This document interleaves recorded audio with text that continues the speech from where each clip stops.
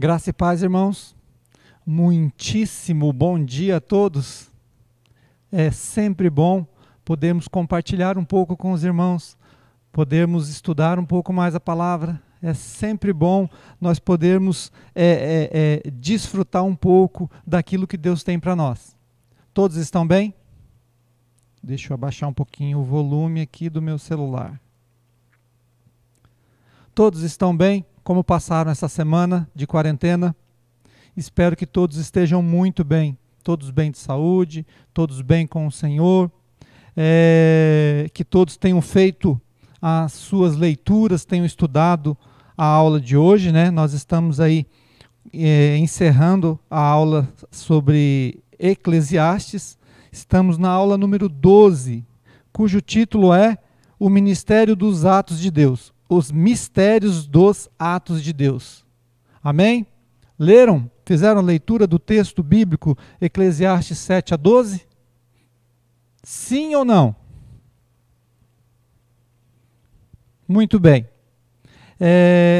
Eu, na minha leitura sobre Eclesiastes, eu destaquei alguns versículos, né, dentro de alguns capítulos que eu achei bastante interessante, né? Eu tenho esse hábito, né, de lendo e sublinhando, destacando, fazendo algumas anotações. É muito bom isso, nos ajuda na compreensão do texto. Então, antes de nós dar assim efetivamente início à nossa aula da escola bíblica, gostaria que o irmão que está aí do outro lado curve, por favor, a sua fronte. Vamos orar ao Senhor? Vamos sim. Pai amado, nós nos colocamos, Senhor, diante de Ti. Pedimos, ó Pai, que o Senhor esteja, Senhor, nos abençoando nesse momento. Que o Teu Espírito Santo, ó Pai, venha, Senhor, desvendar, Senhor Deus, tirar, Senhor, as traves dos nossos olhos, abrir, Senhor, nosso coração e nos dar entendimento, Senhor, da Sua palavra. Que possamos, ó Pai, realmente compreender, ó Pai, aquilo que o Senhor tem para nós, aquilo que o Senhor tem para mim, aquilo que o Senhor tem para cada aluno aqui da nossa EBD. Ó Senhor, nós clamamos a Ti, Senhor, a Sua misericórdia sobre as nossas vidas. Que possamos, ó Pai, pôr em prática, que possamos, Senhor, viver, ó Pai, o Seu Evangelho, assim como o Senhor tem proposto para nós. Capacita-nos, Senhor, dia a dia. Capacita-nos, Senhor, no nosso viver, ó Pai, nessa nossa jornada aqui na terra. É o que nós te pedimos, ó Deus, no nome poderoso de Jesus. Amém. Muito bem, irmãos. Nós estamos aqui com a nossa aula, Os Mistérios dos Atos de Deus. E assim, um dos objetivos da nossa aula é compreender que um dos mistérios dos atos de Deus é que as mesmas coisas sucedem com justos e injustos. Às vezes, isso costuma acontecer muitas vezes com a pessoa que começa a ter um relacionamento. No começo, né, o novo convertido, quando ele entrega a vida dele para o Senhor, ele tem assim essa impressão de que agora nada mais vai acontecer com ele, né? Que tudo serão flores. E de fato né? Uma vez que a pessoa se compromete com o Senhor, Deus tem um compromisso com aquele crente. Deus tem um compromisso com aquele seu servo. E pode até transformar maldição em bênção. Mas isso não quer dizer que ele não vai passar por dificuldades, que ele não vai passar por lutas, que ele não vai ter mais que lutar, que guerrear aqui na terra. E então, qual é o mistério, né? Nós vamos trabalhar essa ideia, mas por quê? Que justos e injustos, crentes e não crentes, pessoas comprometidas com o Senhor e pessoas que não têm compromisso com o Senhor, elas estão igualmente sujeitas o quê? As lutas e dificuldades aqui na terra. Também, um outro ponto que nós vamos compreender aqui um pouquinho melhor, entender um pouco melhor, é que as escolhas que fazemos hoje indicam aonde nós vamos chegar. Então, mesmo nós crendo que Deus está no controle de todas as coisas, mesmo nós crendo que Deus é Senhor de todas as coisas, as escolhas que eu faço, as opções que eu tomo na minha vida hoje, vão me conduzir a um determinado ponto da minha vida. Então, a primeira coisa que nós nos perguntamos, né, é onde eu chego, aonde eu posso chegar com essas atitudes que eu estou tomando hoje. E mais um outro ponto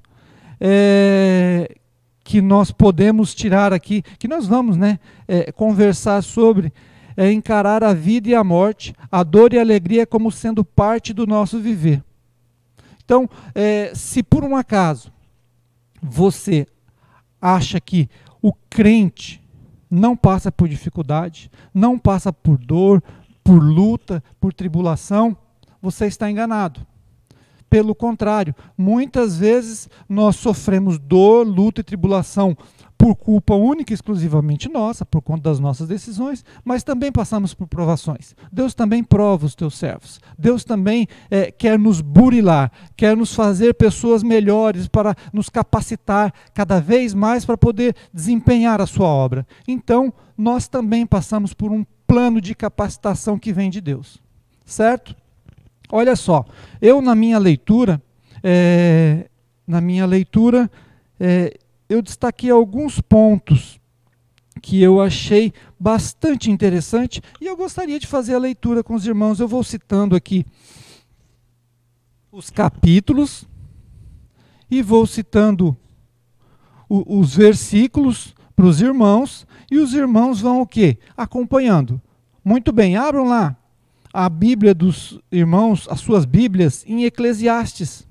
Eu vou aguardar um pouquinho para que vocês tenham esse tempo. Espero que vocês estejam com a Bíblia aí do lado. Se não, corram lá na cabeceira da sua cama, corram lá no criado mudo, corram lá na sala, aonde quer que a sua Bíblia esteja, pegue-a e traga agora para a sua frente aí para você acompanhar a leitura. Interessante que eu sou muito assim, tenho muita facilidade para ler o Novo Testamento. Eu já li o Velho Testamento algumas vezes, já passei por vários textos, principalmente Salmos, Provérbios, Eclesiastes, Cantares, alguns livros que são assim mais conhecidos, mas eu tendenciosamente caio nas minhas leituras no Novo Testamento. E aqui em Eclesiastes, esses dias nós estávamos vendo Provérbios, né? E é interessante como que nós citamos, né, passagens do Velho Testamento no nosso dia a dia. É interessante como nós citamos passagem de Salmos, Provérbios, no nosso dia a dia, na nossa vida. Sabemos que está lá.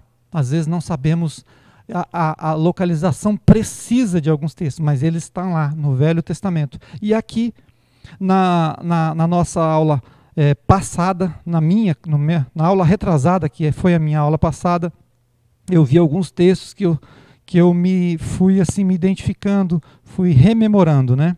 Muito bem, vamos lá. Eclesiastes 7 a 12. Eu vou citando aqui e vou dizendo para vocês onde é que eu estou fazendo a minha leitura, para que os irmãos possam acompanhar.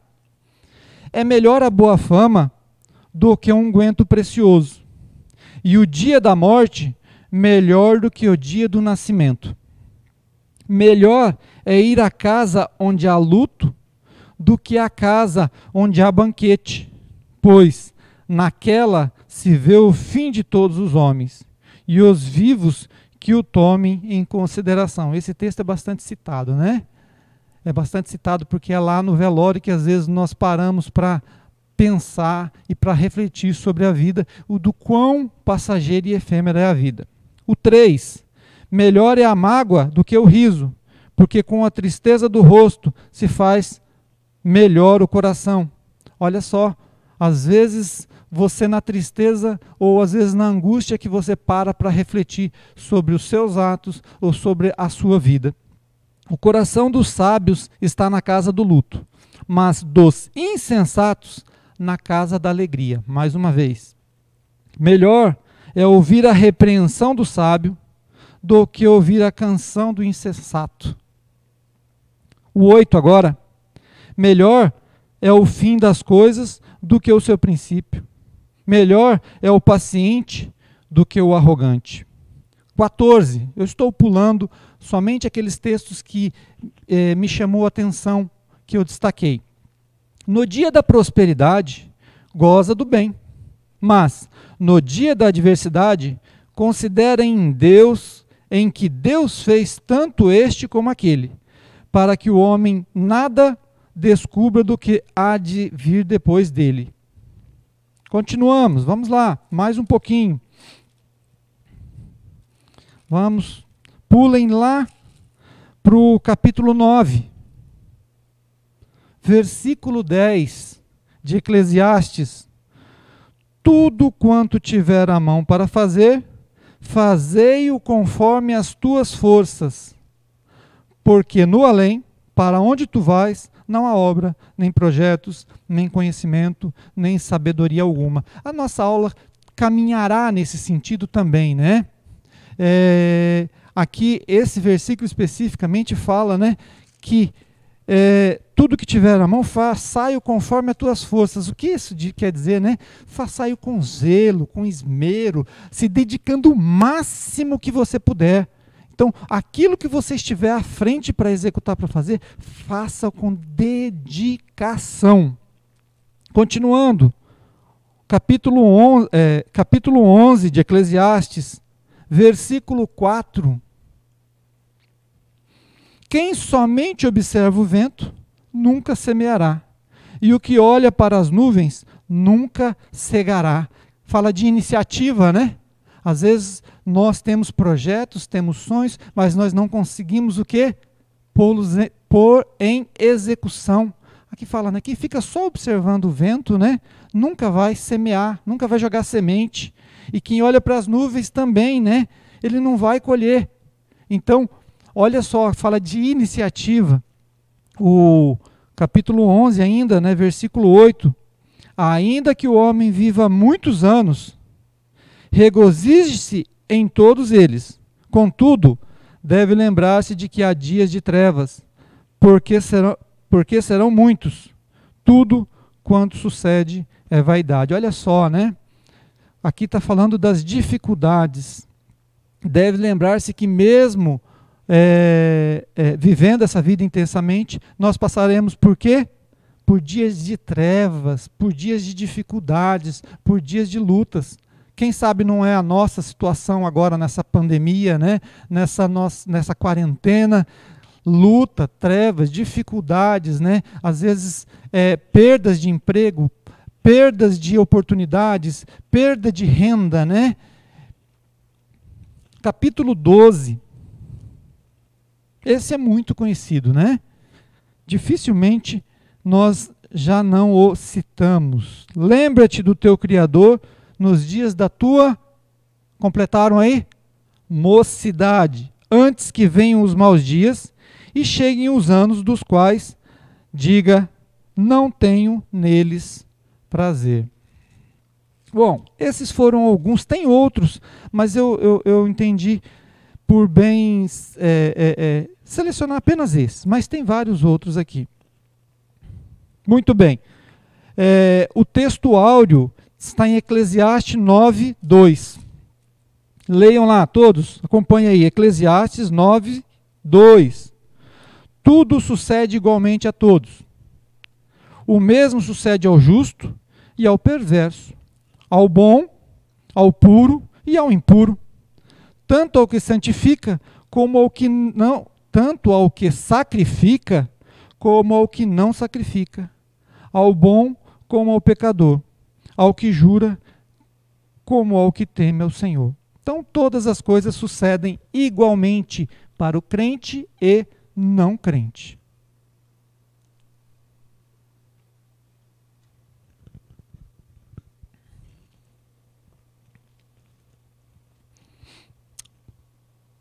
Página 54 da nossa revista do aluno, O Mistério dos Atos de Deus. Estão aí, abertos, acompanhando? Lidar com a questão dos mistérios de Deus é difícil para nós. Mistérios aqui é no sentido daquilo que ainda não foi totalmente revelado, né?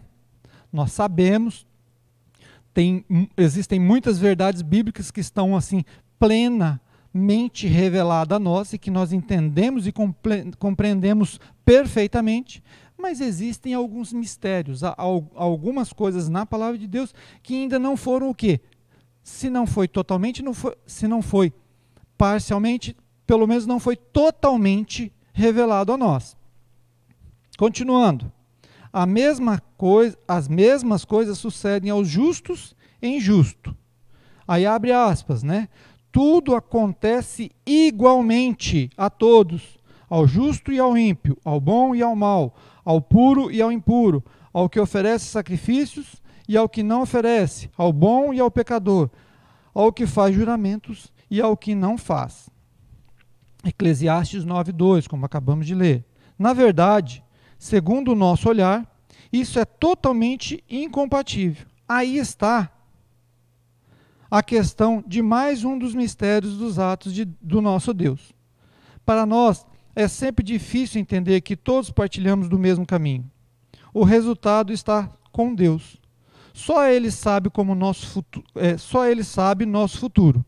Porém, contudo, todavia, uma coisa é certa: as escolhas que fazemos hoje indicam para onde vamos. Olha só, não somos autores passivos da nossa história, seguindo um roteiro imutável. Vemos claramente essa descrição ao longo de Eclesiastes. Temos liberdade de discernimento e decisão. Olha só, as escolhas que fazemos hoje indicam para onde vamos no futuro. As escolhas que nós fazemos na nossa vida, ela indica, por exemplo, o resultado do que nós vivemos hoje. Então, o que nós estamos passando agora, muitas vezes, é resultado do quê? Das escolhas que nós tivemos no passado.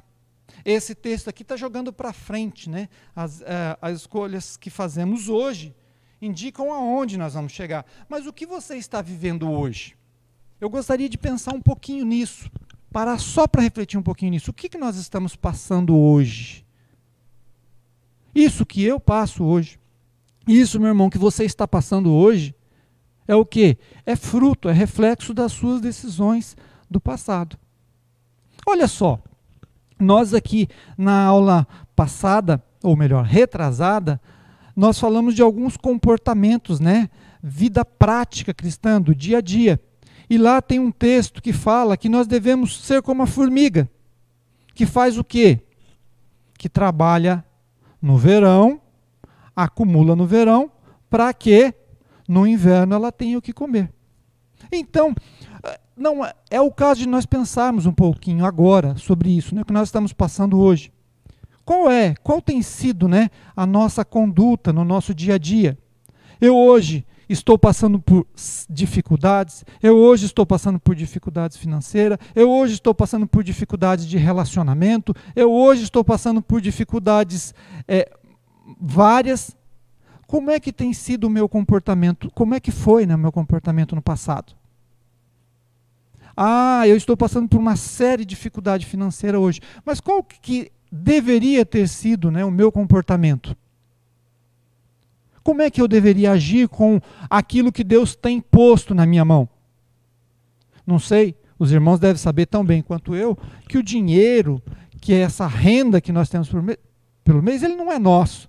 Uma prova disso é que por mais que a gente possa juntá-lo, quando nós morrermos, isso tudo vai ficar. Não é. Então, como é que nós temos sido o quê? Isso nós chamamos de mordomia, né? Como é que nós estamos cuidando daquilo que Deus coloca nas nossas mãos? Estamos gastando além do que ganhamos?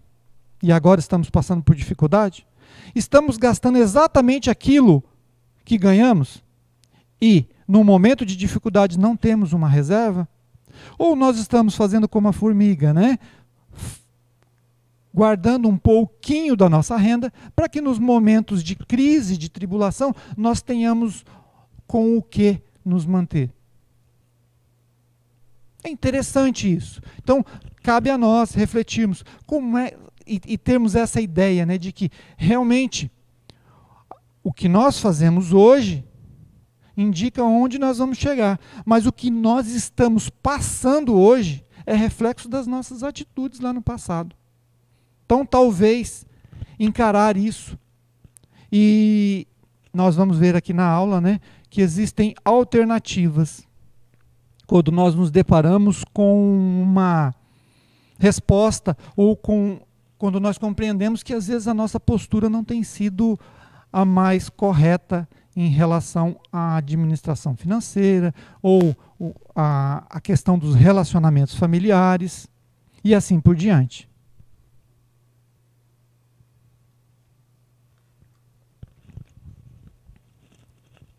Vamos lá? Todos aí apostos? Continuando aí, estamos na página 54. Continuando, o lugar do sofrimento na vida humana, Eclesiastes 7:8. Estaria o pregador exaltando ao sofrimento? Sendo masoquista? Não. Bom, o que é masoquista? Né? Aquela pessoa que gosta de sofrer, que gosta de impingir a si mesmo o sofrimento, que às vezes fica se flagelando e sente prazer nisso. Então, seria o pregador, quem estava escrevendo, o escritor masoquista que gosta de sofrer? Não. A resposta é essa. Mas é importante saber que o sofrimento faz parte da vida.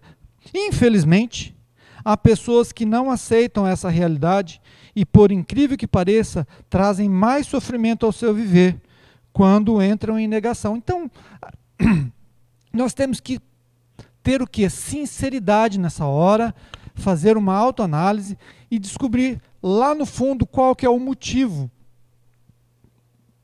da situação que nós estamos passando. Não é negar a realidade. Às vezes a gente ouve, né? Interessante a pessoa falando assim, eu não aceito isso em nome de Jesus, eu nego isso em nome de Jesus. Mas às vezes ela, para poder resolver o problema, precisa o quê? Precisa entender aquela realidade e precisa às vezes aceitar que o motivo de estar passando por aquilo ali é culpa muitas vezes única e exclusivamente da pessoa. Olha só, então, quando a pessoa entra em negação, ela não aceita, ela pode o quê? Sofrer ainda mais com isso, porque ela não consegue identificar o problema e não consegue o quê? Bloqueá-lo, interromper aquela causa, né? Viver em negação não resolve nem facilita a questão. Então, negar pura e simplesmente aquela situação vai fazer o quê? Vai fazer com que ela se torne pior. Outros trazem para si sofrimento quando desejam ser demasiadamente justos e sábios. É interessante essa colocação aqui do escritor aqui da nossa revista. Colocam uma carga emocional sobre si para além do que podem carregar, achando que assim alcançarão o que almejam de Deus. Aí ele traz aqui o texto de Eclesiastes 7,16. Não sejas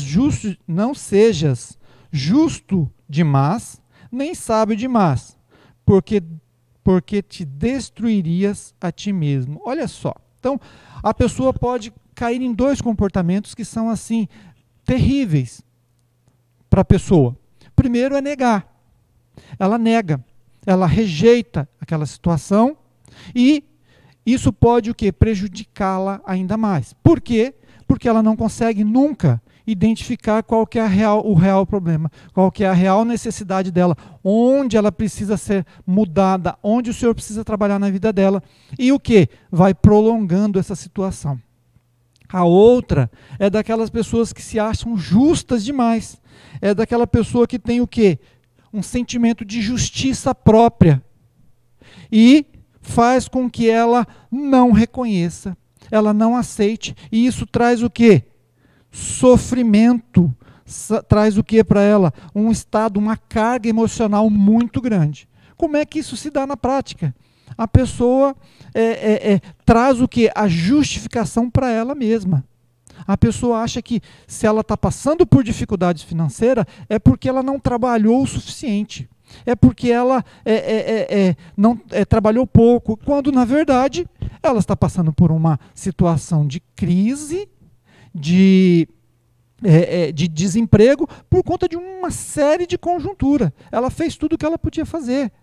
Ela fez tudo aquilo que devia, mas ela, se trazendo a justiça para ela, ela acaba negando essa situação e querendo se justificar. Então vem o texto e fala, não seja justo demais, nem sábio demais, porque isso pode te destruir. Às vezes nós temos que reconhecer que nós fizemos, olhar para a situação, não negá-la, mas olha para a situação, reconhece, fala, olha, aqui foi de fato uma situação excepcional que aconteceu na minha vida.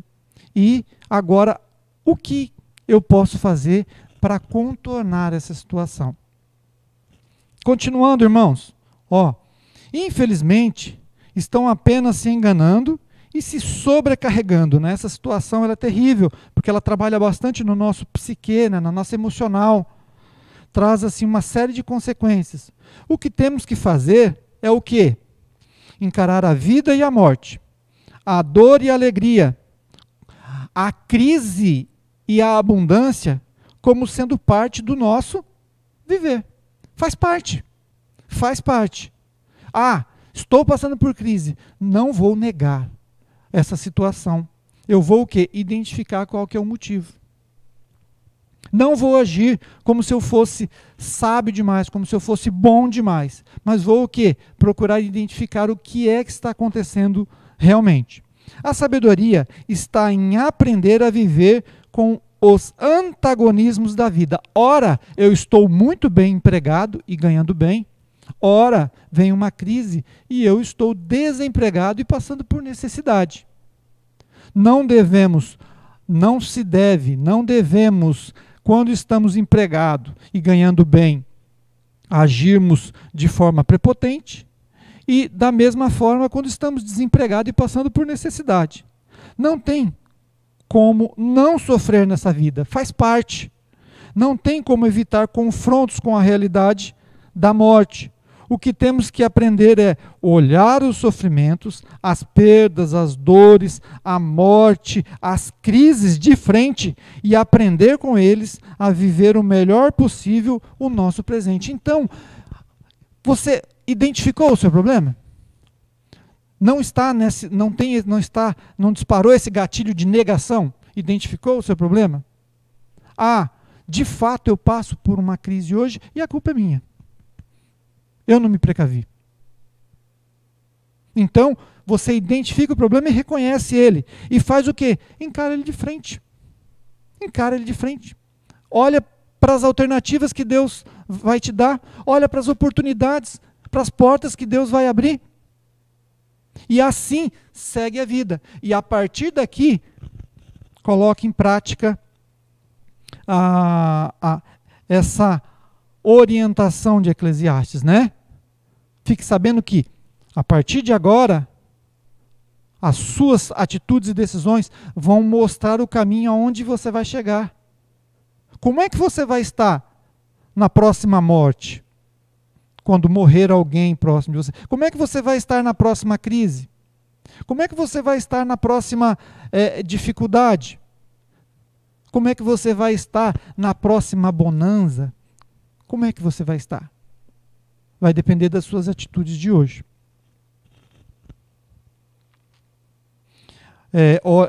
Olhar os sofrimentos, as perdas e as dores, a morte de frente. Aprender com eles a viver o melhor possível o nosso presente.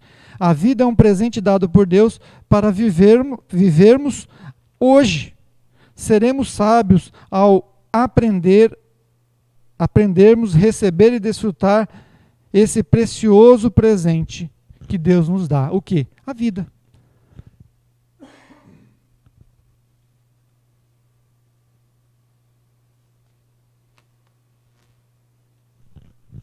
A vida.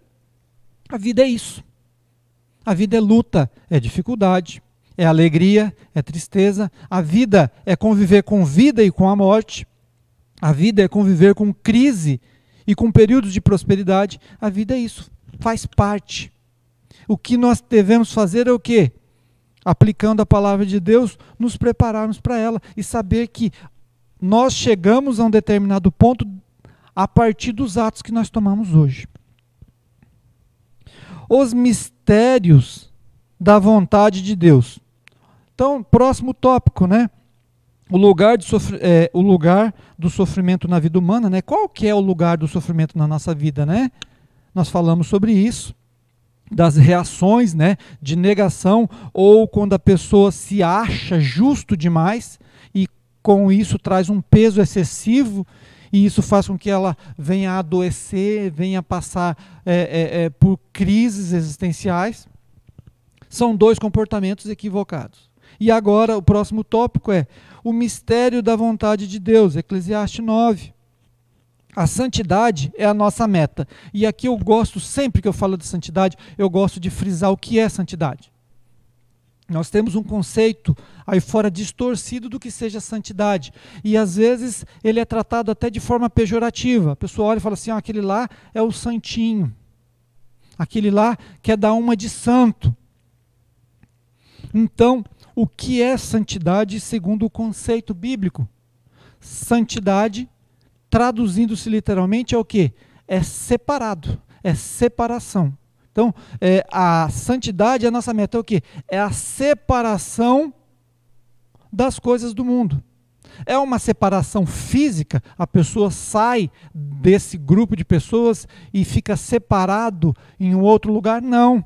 A santidade é o quê? É a separação, é a pessoa não compactuar mais, não participar mais de coisas que agridem, que afrontem os ensinamentos bíblicos. Então, santidade é o quê? É separação. É a pessoa viver separada do quê? Do rito do mundo, né? A pessoa viver separada do quê? Do furto, separada do roubo, separada da mentira, separada da enganação, separada de qualquer tipo de comportamento, de padrão que afronte o quê? Deus, que afronte os ensinamentos. Então, santidade literalmente significa separação. Não uma separação física. Eu saio daquele meio e vou viver, por exemplo, numa fazenda sozinho. Não é essa separação. A separação é de comportamento. Ele tem um padrão que é comportamental. Eu não compactuo mais com isso. Eu saio desse procedimento comum. A santidade é a nossa meta. A obediência é o nosso caminhar. Então nós caminhamos o quê? Nos separando das coisas do mundo, deixando de praticar em obediência o que? A palavra de Deus. Então a obediência é o nosso dia a dia. Eu obedeço a palavra e automaticamente vou o quê? Sendo separado das condutas erradas. Não temos como entender os mistérios da vontade de Deus para o nosso viver, mas temos, não temos como entender os mistérios, aquilo que ainda não foi revelado, né? Para o nosso viver, mas temos como aceitar o seu imenso amor, em especial por aqueles que escolhem caminhar com Ele. Então, existem algumas coisas que são mistérios, e que nós talvez nunca venhamos a entender realmente. Mas nós podemos o quê? Aceitar que Ele nos ama e que Ele está cuidando de nós. Essa é a diferença no viver. É certo que um dia iremos morrer, mas somos convidados a viver experiências o quê? Saudáveis em nosso dia a dia, a fim de desfrutarmos o melhor da nossa vida. Cada um dentro das suas possibilidades e realidade, desfrutando seu viver com sabedoria, valorizando bons relacionamentos, bom tempo de convivência para si e para aqueles que o cercam. Então, nós somos o quê? Nós somos convidados a desfrutar o quê? Experiências saudáveis. E aqui entra a luta. E aqui entra a dificuldade. E aqui entra a crise. Mas como assim? É saudável sofrer? É saudável passar por crise? Olha, dependendo da forma como você reagir, sim. Se você não reagir com negação, rejeitando, Se você não agir se achando acima dos problemas, se você olhar para esses problemas e identificar onde você pode melhorar, onde você pode ser o que mudado e transformado pelo Senhor, isso vai ser uma experiência saudável em sua vida. Isso vai se transformar o quê? Num ponto de partida para que você possa muitas vezes mudar o curso de onde você vai chegar no final da sua vida. Amém, meus irmãos? Muito bem. Difícil para nós, eu estou na página 55. Difícil para nós também perceber que nem sempre aquele que possui melhor qualificação será bem-sucedido. Não é dos fortes a vitória, nem dos que correm melhor. Olha só. Então, antes de entrar aqui nessa passagem, eu queria destacar essa expressão aqui, ó. Nem sempre. Eu não sei porque muitas vezes as pessoas tomam isso aqui como se fosse a regra, mas não é. Eu vou ler de novo para que os irmãos possam acompanhar o meu raciocínio. Olha só. Difícil para nós também perceber que nem sempre aquele que possui melhor qualificação será bem-sucedido. Não é dos fortes a vitória, nem dos que correm melhor. Nem sempre. Isso aqui é uma exceção. Está dizendo assim, gente, ó, quem tem melhor qualificação, geralmente é bem-sucedido. Quem se prepara, ele vai ter o resultado da preparação dele. Quem estuda, vai ser o quê? E aplica a palavra, por exemplo, estuda a palavra de Deus e aplica, ele é considerado como um sábio. Então, a regra é, quem tem melhor qualificação, vai ser o quê? Vai ser muito mais bem-sucedido. Mas aqui ele está trazendo o quê? Uma exceção. E às vezes eu percebo que as pessoas às vezes têm facilidade para tratar isso aqui como uma regra, como forma de justificar às vezes a passividade dele diante da vida. Não preciso estudar muito, não. Não preciso me dedicar muito, não. Não preciso fazer isso aqui muito bem feito, não. Negando uma verdade bíblica. Olha só. Vou ler pela terceira e última vez. Difícil para nós também perceber que nem sempre aquele que possui melhor qualificação será bem-sucedido. Não é dos fortes a vitória, nem dos que correm melhor. Então, já sabemos que ele está trazendo aqui uma exceção. Se você está passando por dificuldade, pelo texto nós podemos entender que sim, que se você se qualificar, se você aproveitar as oportunidades, se você aproveitar o tempo que você tem para fazer mais leituras da Bíblia e aplicá-la na sua vida, você vai ser mais sábio. Se você aproveitar esse tempo para você estudar e se preparar, você vai ter condições de, quando sair dessa crise, você estar melhor qualificado para poder enfrentar o mercado de trabalho. Este também é um mistério. Isso, às vezes, de novo, às vezes nos intriga. Ser bem-sucedido não é apenas para aquele que é qualificado. É saber tirar o melhor proveito de tudo que se vive. Saber também que em tudo o Senhor está presente. Isso é uma verdade clara e evidente. Que nem sempre Deus intervém em situações. Isso de forma excepcional. Mas a regra de Deus para nós é o quê? É que Ele nos capacita para nós sermos o quê? Para nós buscarmos melhor qualificação. Olha, vamos continuar. Como cristãos, sabemos que não dependemos das coisas que acontecem no nosso viver. Verdade. É perfeito isso, porque a nossa confiança está na providência amorosa de Deus. A minha confiança e a sua confiança, meu irmão, está na providência de Deus. É Ele quem vai cuidar de nós. Mas, na nossa vida diária, nós temos que agir com o quê? Aquilo que nós tivermos na nossa mão, nós temos que fazer com dedicação. Aquilo que estiver ao nosso alcance, nós devemos lutar, buscar, nos aprimorar dia a dia. Não existe aqui, em momento nenhum nesse texto, dizendo assim, que nós não devemos nos capacitar, que nós não devemos buscar ampliar o nosso conhecimento, que nós devemos ficar o quê? Aguardando uma atuação miraculosa de Deus, que pode vir, mas que não é a regra, como se diz aqui, é a exceção, porque Deus ele nos capacita primeiramente a sermos o quê? Dedicados, a sermos esforçados e a progredir no nosso dia a dia. Muito bem? Confiamos no Senhor. De fato, nós confiamos sim, ainda que sejamos capacitados, ainda que você seja uma pessoa capacitada, nós temos o quê? Plena confiança de que é Deus quem cuida de tudo. É Deus quem cuida de nós. Cremos que a hora certa é sempre a do nosso Deus, mesmo que não venhamos a entender os seus mistérios. Vivemos e caminhamos crendo em sua ação e poder em nosso favor. E é verdade, né? Deus ele atua, ele move as coisas em nosso favor, ele cuida de nós, ele nos protege, ele nos preserva, ele nos guarda, ele nos livra, e isso é verdade.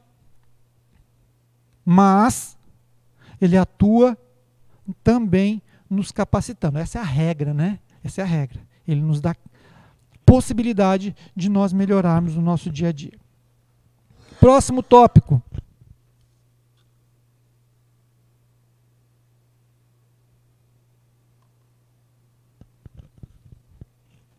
Página 56. A excelência da sabedoria. Sabedoria é o quê? É conhecimento mais aplicação prática. Vocês já sabem isso até melhor do que eu. Sabedoria é o quê? Aquela pessoa que tem conhecimento e aplica ela no seu dia a dia, no seu cotidiano. A pessoa sábia é aquela que evita ou diminui significativamente os erros dela na sua vida. Por quê? Porque ela age com o conhecimento. Ela estuda a palavra de Deus e ela aplica a palavra de Deus. Ela estuda no seu dia a dia, ela se prepara. Ela é o quê? Uma pessoa sábia. As palavras da boca do sábio são agradáveis. A pessoa sábia falará coisas que edificam, que fortalecem e dão ânimo. Mesmo em momentos de dificuldades, palavras sábias fazem diferença. Podem até parecer duras, e muitas vezes o são. Certamente, mas certamente necessárias. Isso não quer dizer que tudo o que é dito, mesmo sendo verdade, seja advindo da sabedoria. Necessário se faz ter o discernimento vindo da parte de Deus para o momento certo. Palavras de graça que sejam adequadas àqueles que necessitam, seja numa conversa pessoal ou em público. Aqueles que não usam de sabedoria são os mesmos prejudicados por suas palavras ou ações desastrosas. Ideias desastrosas são baseadas em tolices e prepotência. O tolo fala demais, nunca se cansa e acaba atropelando a si mesmo.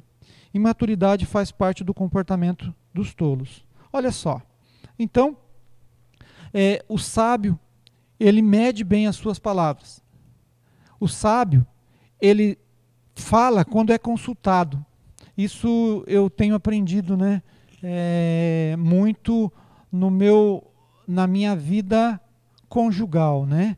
Às vezes eu tenho um pouco mais de facilidade para falar, a minha esposa tem um pouco mais de facilidade para ouvir. E ela tem assim, sempre falado isso para mim, fala, olha, conselho se dá quando é pedido. Então o sábio, às vezes consegue ouvir e se reservar, muitas vezes, a falar quando é consultado. Ou também quando ele tem algum tipo de autoridade sobre aquela pessoa. Então, as palavras sábias, elas desviam o quê? O furor daquele que está sendo repreendido. As palavras sábias, elas trazem o quê? Alento. As palavras sábias trazem o quê? Reconhecimento, às vezes, da parte contrária. E as palavras sábias também confrontam aquela pessoa e faz com que ela venha a refletir sobre as atitudes dela. Então, no nosso relacionamento com os nossos pessoas familiares, os próximos a nós, devem ser o quê? Com sabedoria. Nós não devemos tocar em assuntos apenas única e exclusivamente para, às vezes, confrontar gratuitamente a pessoa. Às vezes o nosso assunto tem que ser o confronto para que a pessoa venha a entender o que ela está passando. Continuando, a sabedoria está na maturidade, na medida certa das coisas, no falar, no andar, no agir dignamente diante de Deus e da sociedade em geral. Então, sabedoria não é uma coisa muito simples, não, né? O sábio não é aquele que resolve o problema dos outros. Também resolve o problema dos outros. Também dá soluções ao problema dos outros. Mas o sábio é aquele que anda de forma correta. É aquele que tem maturidade. As pessoas olham para ele e veem uma pessoa madura, que trabalha, que diz as coisas nas medidas certas, que ele sabe bem conversar, sabe falar, ele procede dignamente, ele age dignamente, tanto diante de Deus, como diante da sociedade. A sociedade lá fora olha para ele e fala assim, olha, ainda que não fale, né, mas respeitam ele como uma pessoa sábia.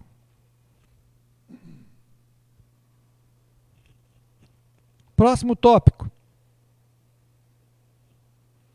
Tirar proveito do tempo no ciclo de vida e na hora oportuna. Ah, muito bom. O que é isso, né? Tirar proveito do tempo no ciclo de vida, no dia a dia e na hora oportuna, no nosso dia a dia. Como é que nós podemos aproveitar esse nosso dia a dia? A nossa vida, a Bíblia fala que nós somos o quê? Peregrinos, passageiros, que o nosso tempo aqui na Terra é muito rápido. Então, como é que nós podemos tirar proveito desse curto período de tempo que nós estamos aqui? Como? Já vimos que para tudo há um tempo debaixo do céu e que nosso Deus fez formoso em seu devido tempo. É justamente com base nessas premissas que podemos e devemos aprender a tirar proveito do nosso tempo aqui na vida. Como? A pergunta é essa, né? Como eu posso tirar proveito aqui nessa vida, em que se tem o quê? Lutas e dificuldades, alegrias, tristezas. Devemos fazer o que é bom e no tempo oportuno. Quantas situações nos são apresentadas em nosso dia a dia?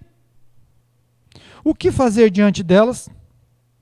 O melhor é agir com sabedoria e fazer o que for necessário conforme as nossas possibilidades. Ninguém pode ser sábio, ninguém pode agir com sabedoria se ele não buscar conhecimento.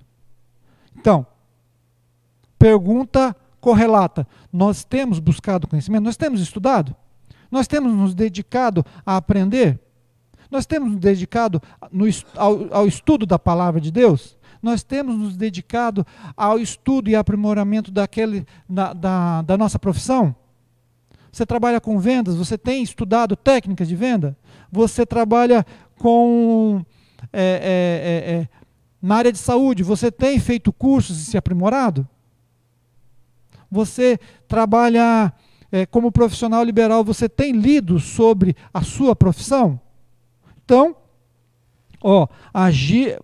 é melhor agir com sabedoria e fazer o que for necessário conforme as nossas possibilidades. Deus tem aberto uma gama enorme de possibilidades para nós. Então nós temos que aproveitá-las. Nunca para além e nem para quem, pois prejudicaremos a nós mesmos e não conseguiremos dar conta do que planejamos. Então nós temos que olhar nossa situação, a nossa possibilidade, a nossa capacidade e não criar falsas expectativas, não colocar peso demais, como foi falado, né? 2 erros, né? O primeiro é negar, o segundo é se achar, se cobrar demais, né? Então você estuda, se prepara e vai, e crendo que Deus está te abençoando naquilo que você se preparou. A sabedoria nunca para além. Ok. A sabedoria nos ensina olha só, o termo aqui, a sabedoria nos ensina a Investir, sabedoria está diretamente relacionado ao quê? A investimento.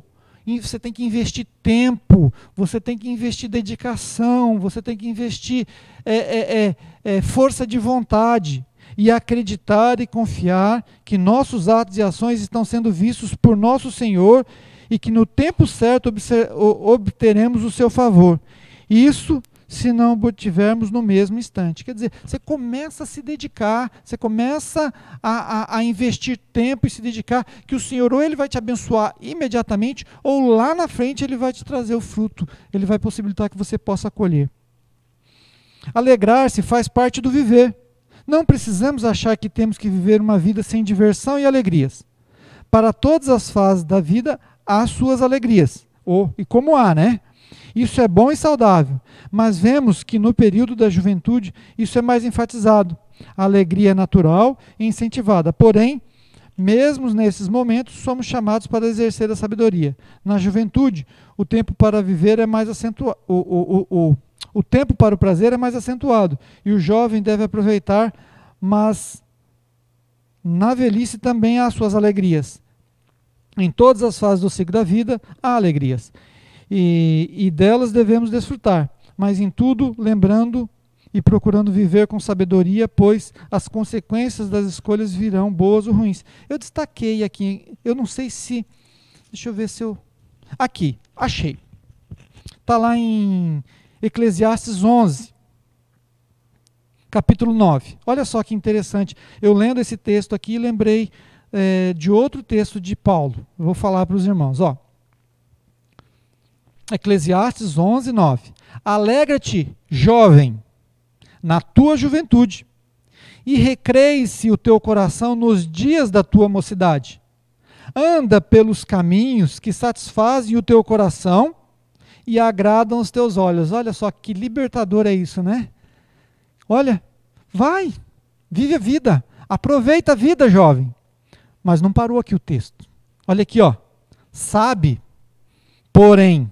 Então, quer dizer, nós estamos aqui com a frase o quê? Adversativa. Contudo, saiba que de todas essas coisas Deus te pedirá contas. Lembrei de Paulo, né? Posso todas as coisas, mas nem todas me convêm. Posso todas as coisas, mas nem todas me edificam. Bom, eu gostei bastante desse texto aqui, ó. Anotem aí vocês, jovens, né? 11, 9. Conclusão. O temor a Deus é o princípio da sabedoria. Temor reverencial. Não é pura e simplesmente temor, medo de Deus, né? Temor reverencial, né? Aquele em que você reverencia e reconhece a autoridade dele e se sujeita ao poderio dele. Então é essa sabedoria, é esse o temor. O temor de Deus é o princípio da sabedoria. Essa é a chave da questão vista até aqui. Temer a Deus é o quê? Honrá-lo. Temer a Deus é o quê? É obedecê-lo. Temer a Deus é o quê? É se sujeitar à sua vontade. É dignificá-lo em todos os atos do nosso viver. Honrar é uma escolha e atitude de reverência e respeito. Isso é dizer ao Senhor: eu te amo, Senhor. Obrigado por seu amor e cuidado para comigo e com os meus. Esse amor é demonstrado por meio do viver em obediência à sua palavra. Eu destaquei isso aqui. Então, ó, Deus pergunta para você: você me ama? José, João, Pedro, você me ama? Wesley, Deus pergunta para você: você me ama? Varley, você me ama? Cleuma, você me ama? Rina, você me ama? Aldaleia, você me ama? Tem mais aqui.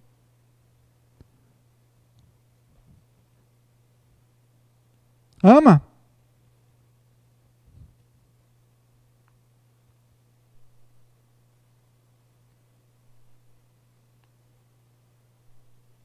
Então, obedece a minha palavra. Me segue. Aplica a minha palavra na sua vida.